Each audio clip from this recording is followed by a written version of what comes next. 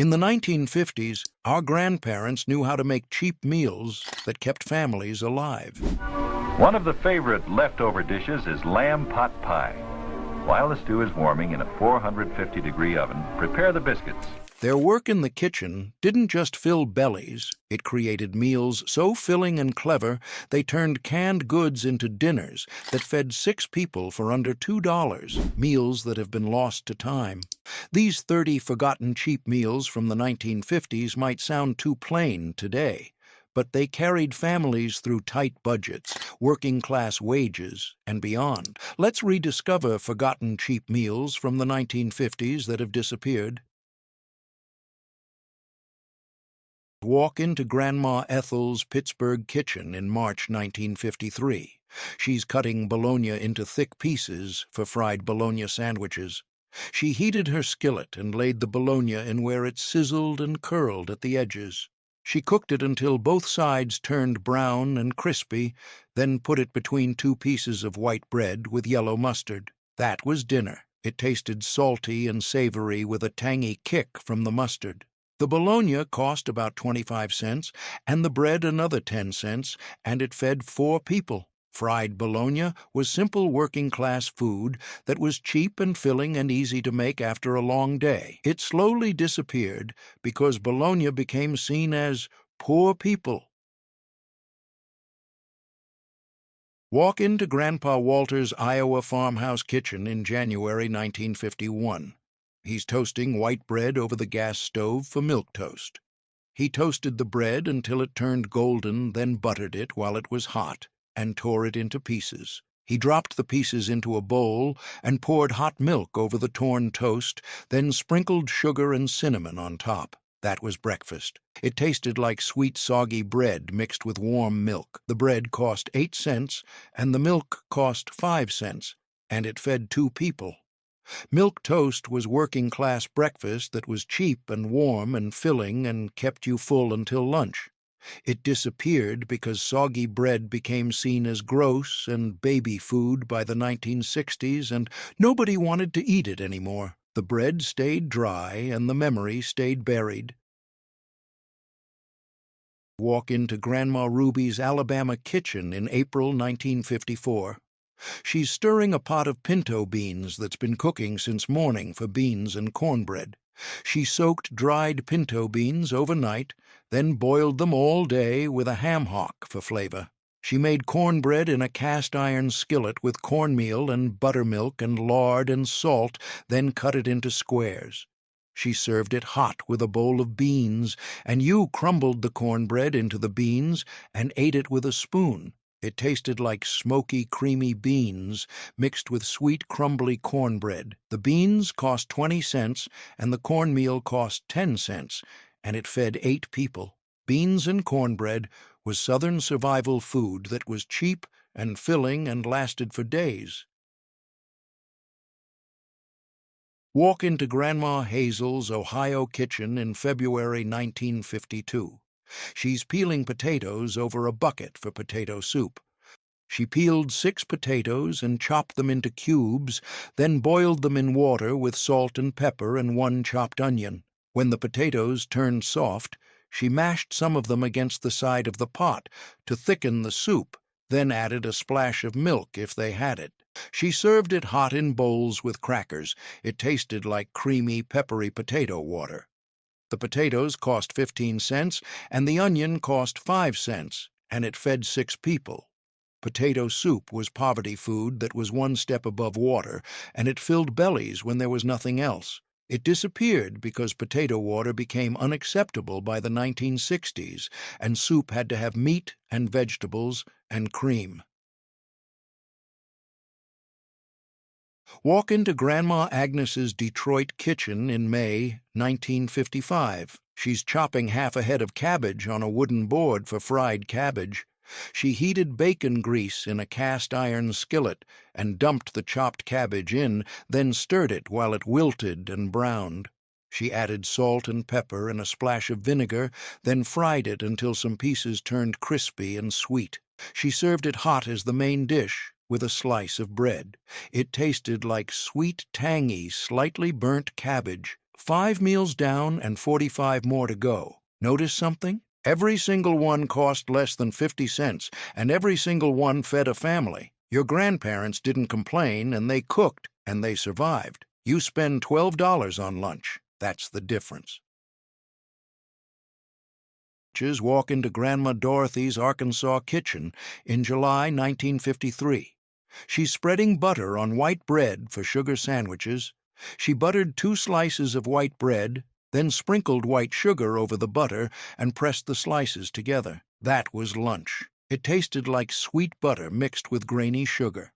The bread cost 8 cents, and the butter and sugar cost 3 cents, and it fed 2 kids. Sugar sandwiches were working class desperation when there was no meat and no cheese and no peanut butter, but there was always sugar. It disappeared because sugar sandwiches became seen as child abuse and diabetes on bread by the 1980s. The bread stayed plain, and the sugar stayed in the bowl, and nobody made them anymore. Walk into Grandma Irene's Chicago kitchen in June 1956. She's opening a can of Spam with a key for Spam and eggs. She sliced the Spam into thick slabs and fried them in a skillet until the edges crisped up and browned. She cracked 4 eggs into the Spam grease and fried them until the whites set. She served the Spam and eggs together on a plate with white toast. It tasted like salty, meaty canned pork mixed with fried eggs. The Spam cost 35 cents, and the eggs cost 20 cents, and it fed 4 people. Spam and eggs was working-class breakfast that was cheap protein that stuck to your ribs. It disappeared because Spam became seen as poor people food and mystery meat by the 1970s. The can stayed closed, and the eggs stayed scrambled, and the tradition died. Walk into Grandma Pearl's Kentucky kitchen in November 1951. She's making gravy from bacon grease for gravy bread. She fried bacon for breakfast and saved the grease in a can. Then, at dinner, she heated the bacon grease in a skillet and stirred in flour until it browned. She added milk slowly while stirring constantly until it turned thick like gravy, then served it hot over torn pieces of white bread. That was dinner. It tasted like salty, peppery, fatty gravy soaked into bread. The bread cost 10 cents, and the milk cost 5 cents, and the grease was free because it was left over from breakfast. It fed 5 people. Gravy bread was survival food when there was no meat, but there was grease and flour. It disappeared because gravy without meat became seen as disgusting and too poor by the 1970s. The bread stayed dry and the gravy stayed in the skillet, and nobody made it anymore. Walk into Grandma Helen's Indiana kitchen in May 1956. She's slicing potatoes and onions on a cutting board for fried potatoes and onions. She sliced 4 potatoes and 1 onion thin, then heated bacon grease in a cast-iron skillet and dumped the potatoes and onions in. She fried them until the potatoes turned golden and the onions turned sweet and soft, then added salt and pepper. She served them hot as the main dish with bread. It tasted like crispy, salty potatoes mixed with sweet onions.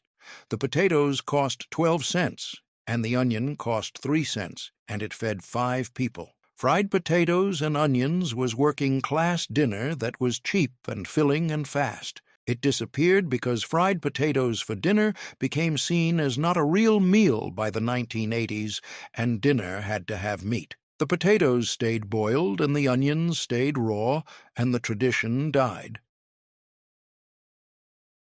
Walk into Grandma Clara's Seattle kitchen in March 1957. She's opening a can of pink salmon for salmon patties. She drained the salmon and picked out the big bones, but left the soft ones because they had calcium, then mashed the salmon with her hands. She mixed it with 1 egg and breadcrumbs and chopped onion and salt and pepper, then shaped it into patties. She fried them in a skillet until they turned golden and crispy on both sides, then served them hot with mashed potatoes. It tasted like fishy, crispy fish cakes. The salmon cost 35 cents, and the breadcrumbs cost 10 cents, and it fed 4 people. Salmon patties were canned fish survival food that gave cheap protein when fresh fish was too expensive. They disappeared because canned salmon became seen as cat food and too fishy by the 1980s. The cans stayed closed, and the patties stayed unformed, and the tradition died. 10 meals erased and 40 more to go. Everyone needed nothing but the basics, like bread and grease and canned goods and potatoes. Your grandparents made miracles from scraps. You complain when delivery is late. That's the difference. Walk into Grandma Mildred's Norfolk kitchen in August 1957. She's opening a jar of dried chipped beef for creamed chipped beef on toast that sailors called SOS. She tore the dried beef into strips and made white gravy with butter and flour and milk, then stirred the beef into the gravy. She served it hot over toasted white bread. It tasted like salty, creamy beef gravy on toast. The chipped beef cost 30 cents and the bread cost 10 cents, and it fed 4 people. SOS was military food that came home after the war, and it was cheap and filling and fast. It disappeared because chipped beef became seen as too salty and looked disgusting by the 1980s. The toast stayed plain, and the beef stayed in the jar, and the sailors' breakfast died. Walk into Grandma Edna's Milwaukee kitchen in June 1955. She's slicing beef liver on a cutting board for liver and onions.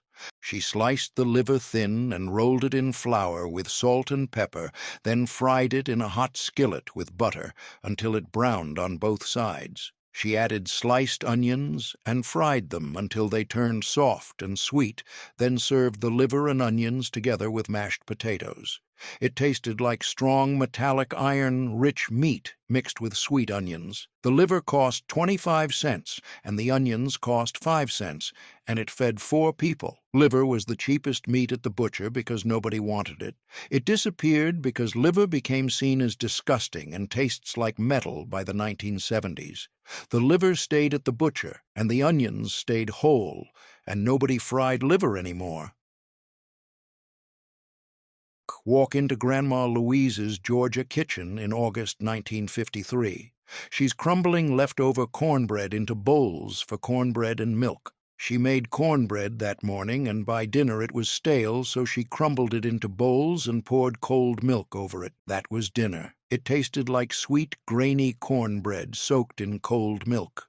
The cornmeal cost 10 cents and the milk cost 8 cents, and it fed 4 people. Cornbread and milk was Southern poverty food when there was nothing else but leftover cornbread. Walk into Grandma Betty's Boston kitchen in October 1954. She's opening a can of pork and beans with a can opener for pork and beans on toast. She heated the canned beans in a pot on the stove and toasted white bread, then served the hot beans over the toast. That was dinner. It tasted like sweet tomato-sauced beans on soggy bread. The beans cost 18 cents and the bread cost 8 cents, and it fed 4 people. Pork and beans on toast was working-class desperation when 1 can and 1 loaf made 1 meal. It disappeared because beans on toast became seen as too British and too poor by the 1970s. The beans stayed in the can and the toast stayed plain, and nobody made it anymore. Walk into Grandma Rose's Kentucky kitchen in July 1952. She's boiling elbow macaroni in a pot for macaroni and tomatoes. She boiled the macaroni until soft, then drained it and opened a can of stewed tomatoes. She dumped the tomatoes into the macaroni and added salt and pepper and a little sugar to cut the acid, then heated it all together. She served it hot in bowls. It tasted like tangy, sweet tomatoes mixed with soft pasta. The macaroni cost 12 cents, and the tomatoes cost 15 cents, and it fed 6 people. Macaroni and tomatoes was Appalachian survival food that was cheap and filling and lasted days. The macaroni stayed plain, and the tomatoes stayed canned, and nobody mixed them anymore. 15 meals gone, and 35 left. Every single one was made from scraps and leftovers and the cheapest cuts. Your grandparents wasted nothing. You throw away leftovers and order takeout. That's not progress, and that's forgetting. Walk into Grandma May's West Virginia kitchen in November 1958. She's crumbling breakfast sausage into a cast-iron skillet for sausage gravy and biscuits. She browned the sausage and didn't drain the grease, then stirred flour into the grease and sausage and let it brown. She added milk slowly while stirring constantly until it turned thick and peppery. She made biscuits from scratch with flour and lard and buttermilk and salt, then baked them until golden. She split the hot biscuits and smothered them in sausage gravy. It tasted like peppery, creamy sausage gravy soaking into fluffy biscuits. The sausage cost 30 cents, and the flour and lard cost 15 cents, and it fed 6 people. Sausage, gravy, and biscuits was Southern working-class breakfast that was cheap and filling and heavy enough to last until dinner. It disappeared because gravy and biscuits became seen as heart attack food and too heavy by the 1980s. The biscuits stayed plain, and the gravy stayed thin, and the tradition died. Walk into Grandma Ruth's South Carolina kitchen in July 1956. She's slicing a ripe tomato on a cutting board for tomato sandwiches. She sliced the tomato thick and laid the slices on white bread, spread with mayonnaise, then sprinkled salt and pepper on the tomatoes. She topped it with another slice of bread. That was lunch. It tasted like juicy, tangy tomato mixed with creamy mayonnaise. The tomato cost 5 cents from the garden, and the bread cost 8 cents, and it fed 2 people. Tomato sandwiches were Southern summer survival when the garden was growing, and there was nothing else. They disappeared because plain tomato sandwiches became seen as not a real sandwich by the 1980s, and sandwiches had to have meat. The tomatoes stayed whole, and the sandwiches stayed meatless, and the tradition died. Walk into Grandma Marge's Philadelphia kitchen in April 1955. She's frying eggs in a skillet for egg sandwiches. She fried 2 eggs in butter and slid them onto white bread, then added salt and pepper and pressed another slice of bread on top. That was lunch. It tasted like runny egg yolk soaking into soft bread. The eggs cost 15 cents, and the bread cost 8 cents, and it fed 2 people. Egg sandwiches were working-class lunch that gave cheap protein when there was no meat. They disappeared because plain egg sandwiches became seen as too boring and too poor by the 1980s, and sandwiches had to have meat and cheese and lettuce and tomato. The eggs stayed scrambled and the sandwiches stayed fancy, and the simple version died. Walk into Grandma Hazel's Michigan kitchen in December 1955. She's stirring a pot of navy beans that's been cooking since morning for navy bean soup. She soaked dried navy beans overnight, then boiled them all day with a ham bone for flavor. She added chopped onion and celery and carrot if she had it, then mashed some of the beans against the side of the pot to make it thick. She served it hot with crackers. It tasted like creamy, smoky bean soup. The beans cost 15 cents, and the ham bone was left over from Sunday dinner, and it fed 8 people. Navy bean soup was working-class survival that was cheap and filling and lasted days. It disappeared because dried beans became seen as too much work and too poor by the 1970s. The beans stayed in the bag, and the soup stayed unmade, and the tradition died. Walk into Grandma Alice's Iowa kitchen in June 1957. She's opening a can of creamed corn for corn fritters. She mixed the creamed corn with flour and 1 egg and salt and pepper and a little baking powder, then stirred it into thick batter. She dropped spoonfuls into hot oil in a cast-iron skillet and fried them until they turned golden and crispy on both sides. She served them hot with butter. It tasted like sweet corn pancakes. The corn cost 18 cents and the flour cost 10 cents, and it fed 4 people. Corn fritters were Midwestern survival when canned corn got stretched with flour. They disappeared because fried corn batter became seen as too weird and not a vegetable by the 1980s. The corn stayed canned, and the fritters stayed unfried, and the recipe died. 20 meals erased and 30 more ahead. Everyone cost less than $1, and everyone fed a family for a day. Your grandparents stretched every penny. You buy lunch, you don't finish. That's the difference. Walk into Grandma Irene's Massachusetts kitchen in September 1952. She's opening a can of baked beans for baked beans and hot dogs. She dumped the beans into a pot and sliced hot dogs into the beans, then heated them together on the stove. She served them hot in bowls with bread. It tasted like sweet tomato-sauced beans mixed with salty hot dogs. The beans cost 20 cents, and the hot dogs cost 25 cents, and it fed 5 people. Baked beans and hot dogs was New England working-class dinner that was cheap and fast and filling. It disappeared because beans and hot dogs became seen as too poor and kid food by the 1980s. The beans stayed canned, and the hot dogs stayed boiled, and nobody mixed them anymore. Walk into Grandma Margaret's Minnesota kitchen in March 1958. She's boiling egg noodles in a pot for tuna noodle casserole. She boiled the noodles until soft, then drained them and mixed them with 1 can of tuna and 1 can of cream of mushroom soup and frozen peas. She dumped it all into a dish and topped it with crushed potato chips, then baked it until it bubbled. She served it hot. It tasted like creamy, fishy noodles topped with salty chips. The tuna cost 30 cents, and the soup cost 20 cents, and the noodles cost 15 cents. And it fed 6 people. Tuna noodle casserole was 1950s survival when canned goods got stretched with noodles. It disappeared because canned tuna became seen as cat food, and cream of mushroom soup became seen as gross by the 1990s. The dish stayed empty, and the tuna stayed canned, and the recipe died. Walk into Grandma Pearl's Wisconsin kitchen in November 1955. She's buttering slices of white bread for grilled cheese sandwiches. She buttered the outside of 2 slices of bread and put a slice of American cheese between them, then fried the sandwich in a hot skillet until both sides turned golden and the cheese melted.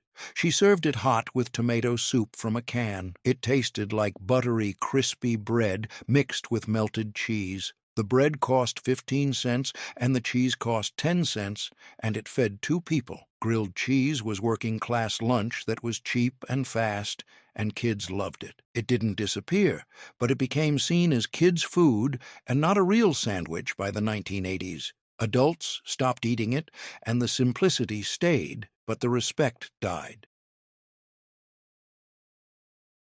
Walk into Grandpa Frank's Pennsylvania kitchen in January 1953. He's slicing scrapple from a loaf for breakfast. He bought a loaf of scrapple from the butcher that was made from pork scraps and cornmeal and spices pressed into a loaf.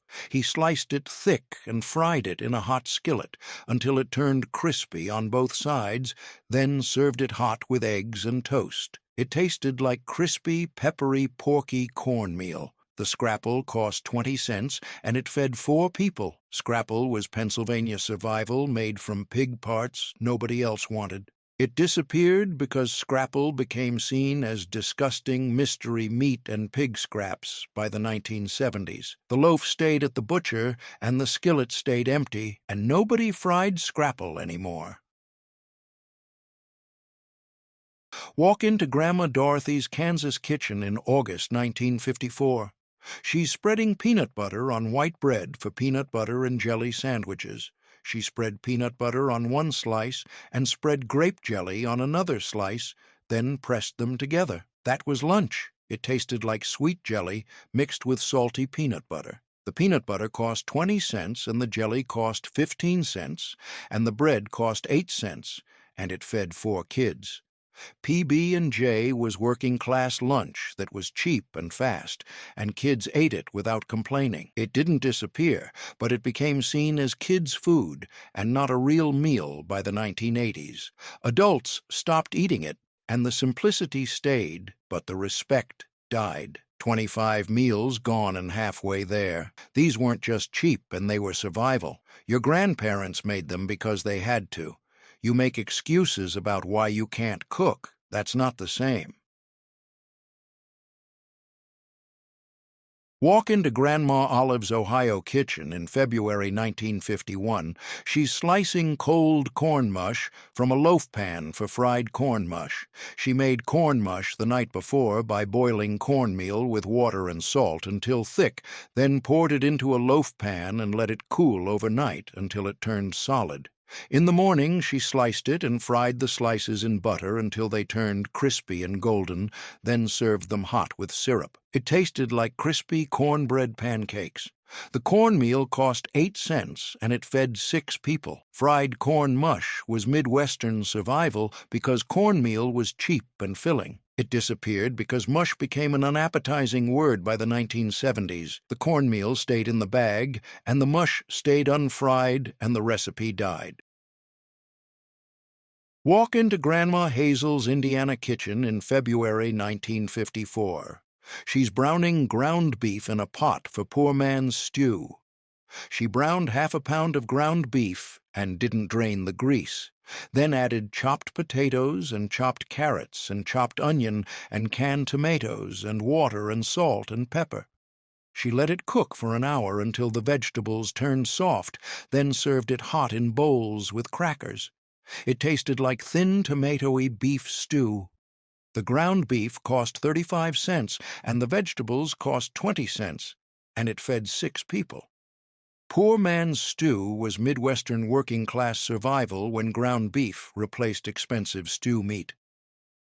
It disappeared because thin stew became seen as not real stew by the 1980s, and stew had to be thick with chunks of meat. The pot stayed empty, and the ground beef stayed whole, and the tradition died. Walk into Grandma Rose's Michigan kitchen in May 1951. She's making white sauce in a saucepan for creamed eggs on toast. She made white sauce with butter and flour and milk and stirred it until it turned thick. She hard-boiled 4 eggs and peeled them and chopped them, then stirred the chopped eggs into the white sauce. She served it hot over toasted white bread. It tasted like creamy, bland eggs on toast.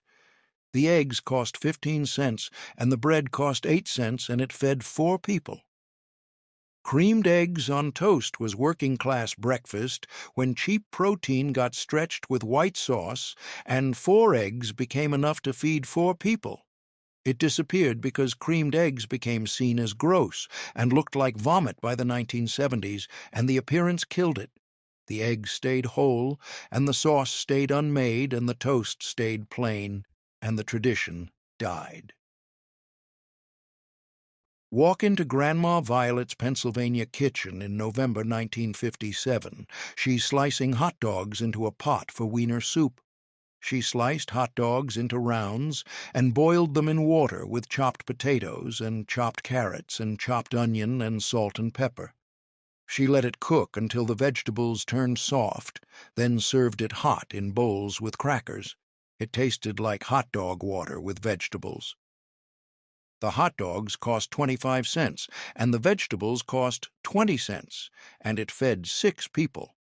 Wiener soup was working-class survival when hot dogs got stretched with vegetables and water, and cheap meat went further by turning into soup.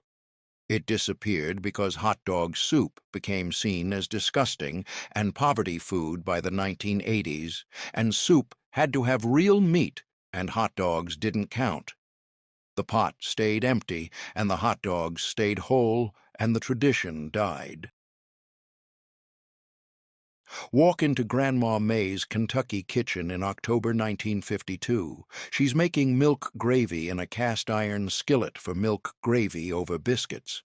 She heated bacon grease in the skillet and stirred in flour until it browned, then added milk slowly, while stirring constantly until it turned thick and peppery. She made biscuits from scratch with flour and lard and buttermilk and salt, then baked them until golden. She split the hot biscuits and smothered them in milk gravy. It tasted like peppery, creamy gravy soaking into fluffy biscuits. The flour and lard cost 15 cents, and the bacon grease was free because it was left over from yesterday, and it fed 6 people. Milk gravy. Over biscuits was Southern working-class breakfast when there was no sausage, but there was grease, and when there was no eggs, there was gravy. It disappeared because gravy without meat became seen as not real gravy by the 1980s, and gravy had to have sausage. The biscuit stayed plain, and the gravy stayed thin, and the tradition died. 30 meals erased and 20 more to go. Everyone needed canned goods and cheap meat and leftovers. Your grandparents wasted nothing. You throw away food without thinking. That's the difference. Walk into Grandma Edna's Texas kitchen in April 1956. She's browning ground beef in a cast-iron skillet for hamburger gravy over rice. She browned half a pound of ground beef and didn't drain the grease, then stirred flour into the meat and grease and let it brown. She added milk slowly, while stirring constantly until it turned thick and peppery, then served it hot over cooked white rice. That was dinner. It tasted like creamy, beefy gravy soaking into soft rice. The ground beef cost 35 cents and the rice cost 10 cents, and it fed 6 people. Hamburger gravy over rice was Southern working-class dinner when cheap meat got stretched with flour and milk. The gravy made half a pound of ground beef feed 6 people, and that was the genius, and that was survival. The rice soaked up the gravy, and the gravy soaked up the grease, and nothing got wasted, and every bite filled you up. It disappeared because hamburger gravy became seen as too greasy and not healthy by the 1980s. People started draining the grease, then they stopped making gravy altogether, then they stopped stretching ground beef. By the 1990s, hamburger gravy over rice became seen as poverty food and too plain. The beef stayed whole, and the gravy stayed thin, and the rice stayed dry, and the tradition died, and nobody stretched ground beef anymore. Walk into Grandma Louise's Hawaii kitchen in July 1959. She's slicing Spam from a can for fried Spam. She sliced the Spam thick and fried it in a hot skillet until both sides turned crispy and brown and sweet. She served it hot with white rice and fried eggs. That was breakfast. It tasted like salty, crispy canned pork.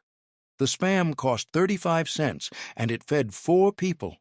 Fried Spam was working-class Hawaii staple when cheap protein lasted forever in the pantry. Spam came from World War II military food, and when the war ended, Spam stayed. Hawaii took it and fried it and made it their own with Spam musubi and Spam fried rice and Spam and eggs and Spam everything. That was survival, and that was making the best of what you had. It disappeared on the mainland because Spam became seen as poor people, food, and mystery meat by the 1970s.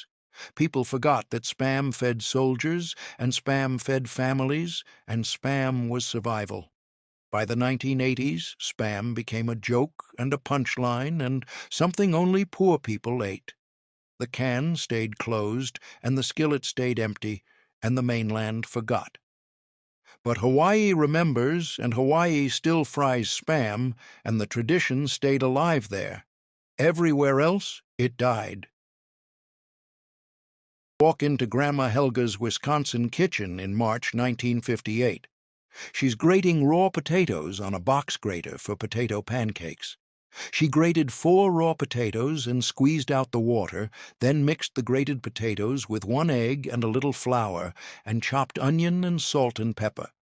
She dropped spoonfuls into hot oil in a cast-iron skillet and fried them until they turned golden and crispy on both sides. She served them hot with applesauce or sour cream. It tasted like crispy, starchy potato fritters.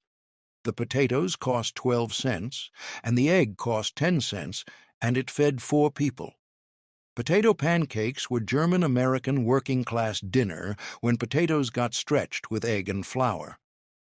Potatoes were cheap, and you made them go further by turning them into pancakes, and that was the genius, and that was survival. The pancakes were crispy, and the pancakes were filling, and the pancakes tasted like dinner even though they were just potatoes. It disappeared because potato pancakes became seen as too much work by the 1980s. Grating potatoes by hand was hard, and it was slow, and it was boring. Frozen hash browns replaced them, and tater tots replaced them, and convenience replaced them. The grater stayed in the drawer, and the potatoes stayed whole, and the tradition died, and nobody grated potatoes anymore. Walk into Grandma Anna's Detroit kitchen in November 1953. She's boiling cabbage leaves in a pot for cabbage rolls. She boiled cabbage leaves until soft, then drained them and made filling with ground beef and cooked rice and chopped onion and salt and pepper and tomato sauce. She put a spoonful of filling on each cabbage leaf and rolled them up, then packed them into a dish and poured tomato sauce over them. She baked them until they bubbled, then served them hot. It tasted like beef and rice, wrapped in soft cabbage with tomato sauce. The ground beef cost 35 cents, and the cabbage cost 10 cents, and it fed 6 people. Cabbage rolls were Eastern European working-class dinner when ground beef got stretched with rice. Half a pound of ground beef fed 6 people, and that was the magic, and that was survival. The rice filled the rolls, and the cabbage held them together, and the tomato sauce made them taste like more than they were. It disappeared because cabbage rolls became seen as too much work by the 1980s. Rolling each one by hand was slow, and it was boring, and it was effort. Nobody wanted to spend 2 hours rolling cabbage anymore. The cabbage stayed whole, and the beef stayed unrolled, and the tradition died, and nobody made cabbage rolls anymore. Walk into Grandma Ruth's Rhode Island kitchen in April 1951. She's mixing cornmeal with boiling water for Johnny cakes. She mixed cornmeal with boiling water and a little milk and salt and sugar, then stirred it into thick batter. She dropped spoonfuls onto a hot griddle greased with butter and fried them until they turned golden on both sides. She served them hot with butter and syrup. It tasted like thick, grainy cornbread pancakes. The cornmeal cost 8 cents, and it fed 4 people. Johnny cakes were New England working-class breakfast when cornmeal got stretched with water. Cornmeal was cheaper than flour, and you made it into cakes, and you fried them, and you made breakfast. That was survival, and that was making something from almost nothing. The cakes were thick, and the cakes were filling, and the cakes tasted like breakfast even though they were just cornmeal and water. It disappeared because Johnny cakes became seen as too regional and too grainy by the 1980s. People wanted fluffy pancakes made with flour, and cornmeal pancakes were too thick and too heavy and too southern and too poor. The cornmeal stayed in the bag, and the griddle stayed empty, and the tradition died outside New England, and nobody made Johnny cakes anymore. 35 traditions lost, and 15 left. Everyone needed stretching cheap meat with flour and water and canned goods. Your grandparents made miracles. You buy meal kits. That's not the same. Walk into Grandma Pearl's Louisiana kitchen in June 1957. She's tearing stale bread into pieces for bread pudding. She tore stale bread into chunks and put them in a dish, then made custard with milk and eggs and sugar and vanilla and cinnamon. She poured the custard over the bread and let it soak, then baked it until it set and turned golden. She served it hot with butter or a little cream. It tasted like sweet custardy bread cake. The bread cost 10 cents, and the eggs cost 15 cents. and it fed 6 people. Bread pudding was Southern working-class dessert when stale bread turned into something worth eating.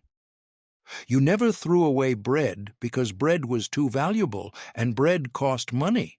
You saved stale bread and you made pudding, and that was survival, and that was not wasting.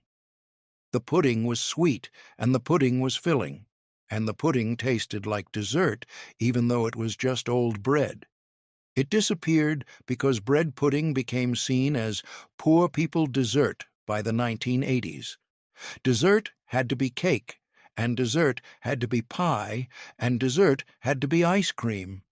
Bread pudding was made from garbage, and that wasn't good enough anymore.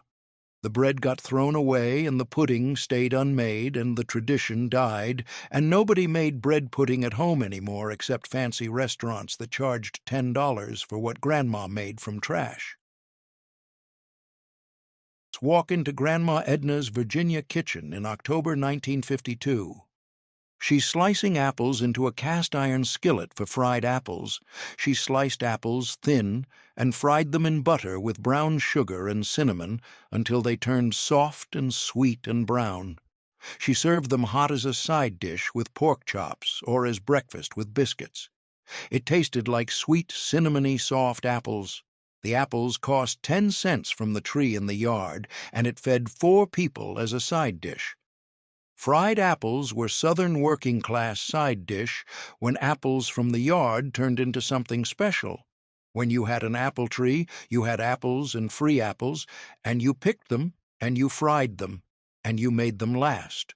That was survival, and that was using what you had. The apples were sweet, and the apples were filling, and the apples tasted like dessert, even though they were a side dish. It disappeared because fried apples became seen as too Southern and too poor by the 1980s. Apples were for eating raw or baking into pies, and fried apples were weird, and fried apples were poverty food, and fried apples were something only old people in the South ate. The apples stayed raw, and the skillet stayed empty, and the tradition died, and nobody fried apples anymore except at Cracker Barrel, where they charged $4 for what Grandma made from free apples. Walk into Grandma Rose's Boston kitchen in August 1954. She's opening a can of corned beef for corned beef hash. She opened the can and chopped the corned beef, then diced leftover boiled potatoes and diced onion. She fried it all together in a cast-iron skillet with butter until it turned crispy and brown, then cracked eggs on top and covered the skillet. She let the eggs cook until they set, then served it hot. It tasted like crispy, salty corned beef mixed with potatoes and runny egg yolk. The corned beef cost 35 cents, and the potatoes were leftovers, and it fed 4 people. Corned beef hash was working-class breakfast when canned meat got stretched with leftover potatoes. Canned corned beef was cheap protein and leftover potatoes were free, and you mixed them and you fried them and you made breakfast. That was survival, and that was not wasting leftovers. The hash was crispy, and the hash was filling, and the hash tasted like breakfast, even though it was just leftovers and canned meat. It disappeared because corned beef hash became seen as diner food and too greasy by the 1980s. Hash was something you ordered at a truck stop and not something you made at home. Canned corned beef became seen as cat food and gross. The can stayed closed and the potatoes got thrown away and the tradition died, and nobody made corned beef hash at home anymore. Walk into Grandma May's South Carolina kitchen on New Year's Day in 1956. She's soaking black-eyed peas overnight for Hopping John. She soaked the peas overnight, then boiled them with a ham hock and chopped onion and salt and pepper. When the peas turned soft, she stirred in cooked white rice and served it hot. It tasted like smoky, creamy peas mixed with rice. The peas cost 15 cents, and the rice cost 10 cents, and the ham hock was left over from Christmas, and it fed 8 people. Hopping John was Southern New Year's tradition when black-eyed peas brought good luck. You ate Hopping John on New Year's Day, and it brought good luck for the year, and it brought money, and that was the belief, and that was the tradition. The peas were cheap, and the rice was cheap, and the meal was filling, and you started the year full and hopeful.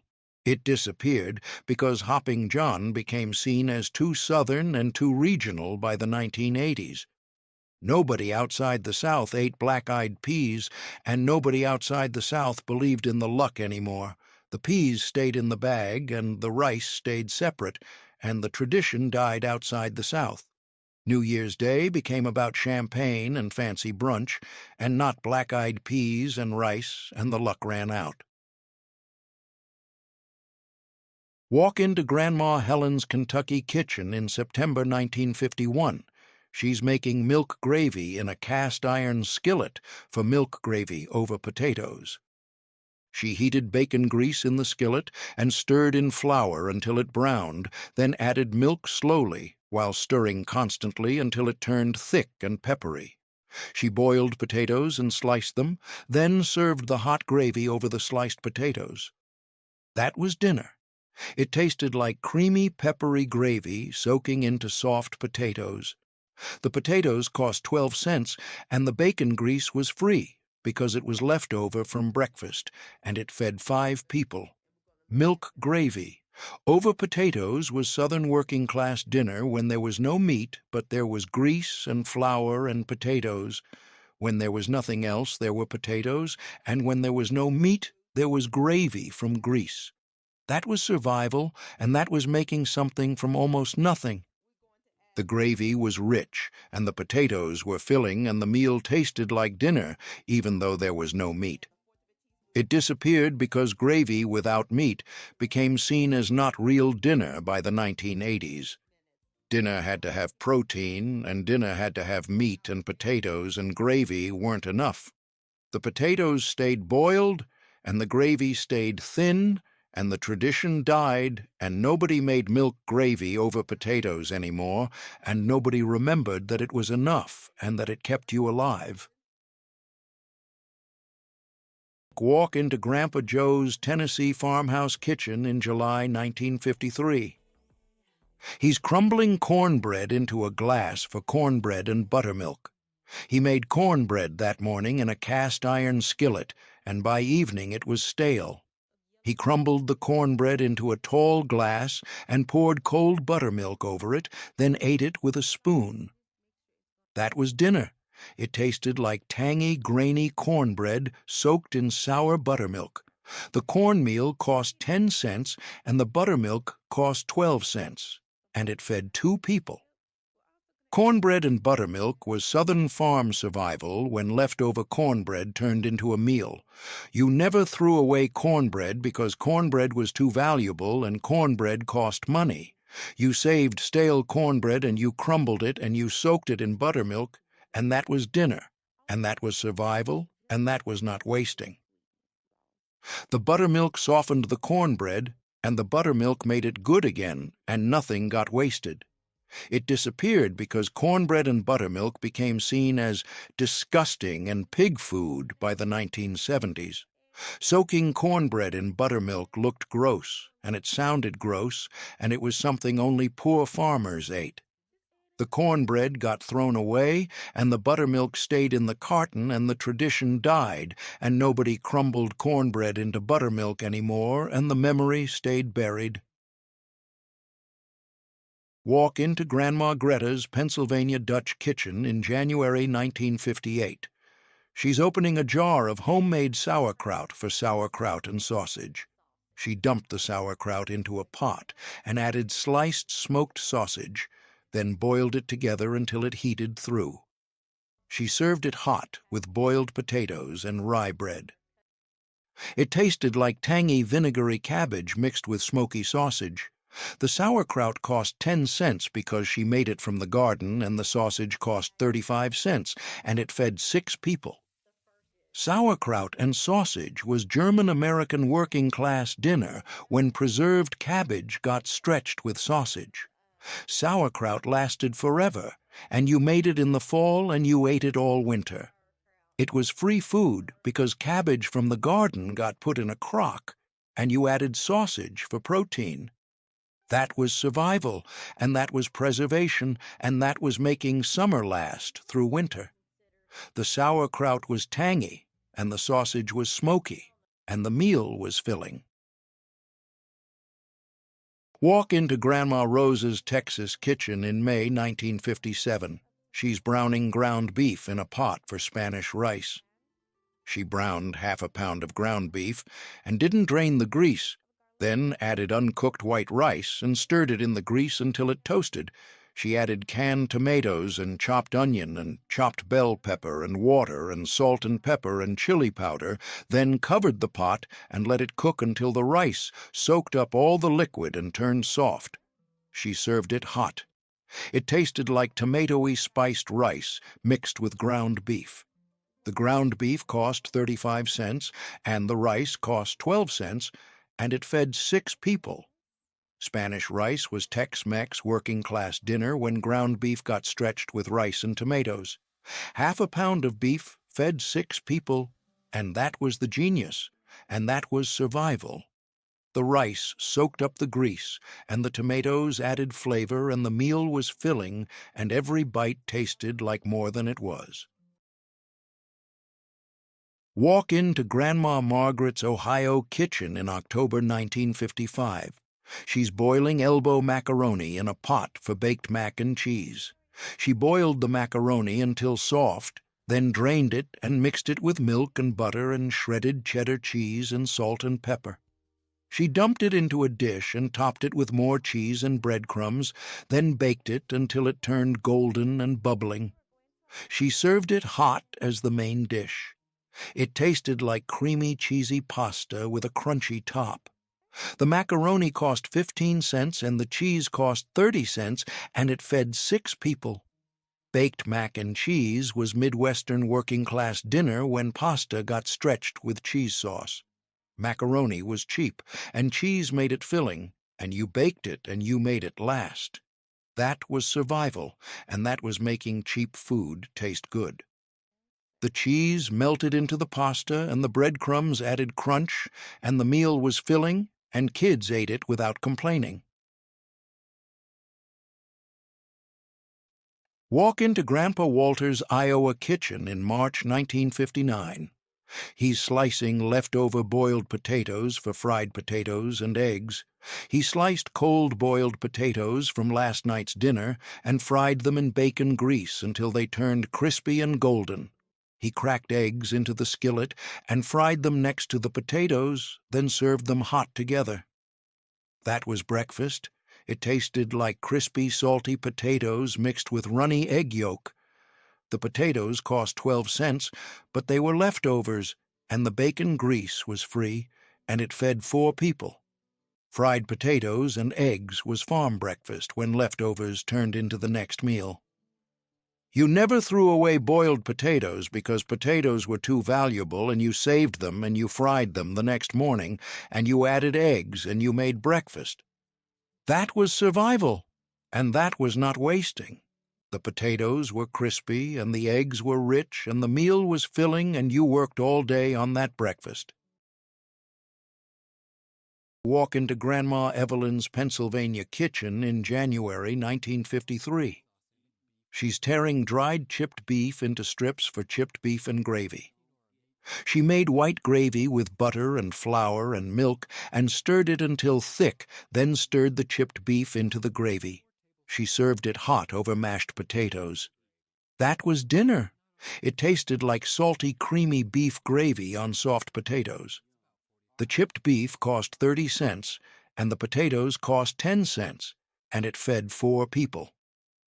Chipped beef and gravy was military food that came home when cheap salty meat got stretched with white sauce. Chipped beef was dried and salty and lasted forever, and you made gravy from it, and that was survival, and that was making a little meat go far. The sauce made the beef feed 4 people, and that was the magic. Walk into Grandma Betty's Michigan kitchen in April 1956. She's wrapping hot dogs in biscuit dough for Wiener Wrap. She opened a can of biscuit dough and flattened each biscuit thin, then wrapped each piece around a hot dog. She baked them until the dough turned golden and puffy, then served them hot with mustard and ketchup. It tasted like bread-wrapped hot dogs. The hot dogs cost 25 cents and the biscuit dough cost 15 cents, and it fed 5 kids. Wiener Wrap was working-class kid dinner when hot dogs got dressed up with canned biscuit dough.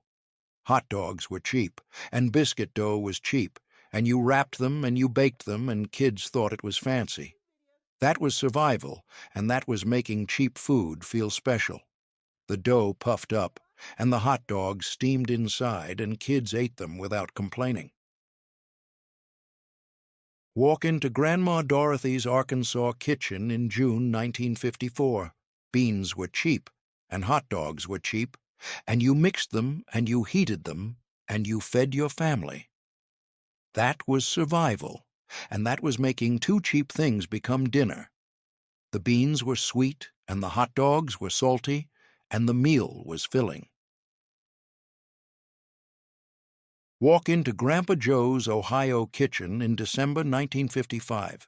He's slicing cold cornmeal mush from a loaf pan for fried mush with syrup. He made cornmeal mush the night before by boiling cornmeal with water and salt until thick, then poured it into a loaf pan and let it cool overnight until it turned solid. In the morning he sliced it like bread and fried the slices in butter until they turned crispy and golden, then served them hot with butter and maple syrup. It tasted like crispy cornbread pancakes.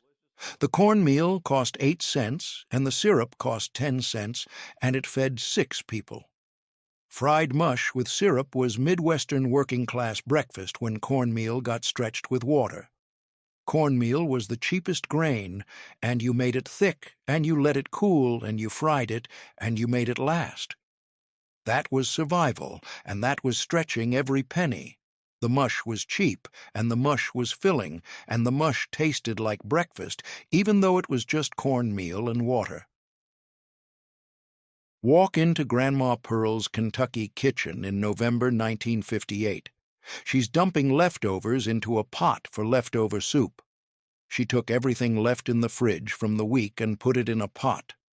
Leftover mashed potatoes and leftover green beans and leftover meat scraps and leftover gravy and whatever else was about to go bad. She added water and salt and pepper and let it cook until it all melted together, then served it hot in bowls with crackers. It tasted different every time because it was made from whatever was left. It cost nothing because it was all leftovers, and it fed 6 people. Leftover soup was working-class survival when nothing got wasted and everything got used. When the week was ending and money was gone, you made soup from scraps, and that was dinner. That was not wasting, and that was making something from nothing. The soup was different every week, and the soup used everything, and nothing got thrown away. It disappeared because leftover soup became seen as disgusting and desperate by the 1980s. Leftovers had to be reheated as they were and not mixed together into mystery soup. Mixing everything together became seen as gross and poor. The leftovers got thrown away, and the pot stayed empty, and the tradition died, and food waste began. And nobody made leftover soup anymore, and nobody remembered that wasting food meant wasting money, and wasting money meant going hungry. 50 cheap meals gone, and every single one. Not because they tasted bad, but because we forgot how to survive. Your grandparents lived through the 1950s when working-class wages were tight and every penny mattered. They didn't have credit cards, and they didn't have food delivery apps, and they didn't have grocery stores with 50 types of cereal. They had what they had, and they made it work. They fried bologna, and they made soup from leftovers, and they turned stale bread into pudding, and they wasted nothing, and they stretched everything, and they survived. These meals told the truth. Fried cabbage said your family was working class. Milk toast said breakfast was simple. Cornbread and buttermilk said you lived on a farm. Spanish rice said you lived in Texas. Every meal was about where you came from, and every meal was about survival, and you knew someone's story by what they ate, and we let them die. We decided these meals were too poor and too embarrassing and not good enough. We stopped frying bologna, and we stopped making leftover soup, and we stopped stretching ground beef with rice. We threw away leftovers, and we wasted food, and we forgot what survival looked like.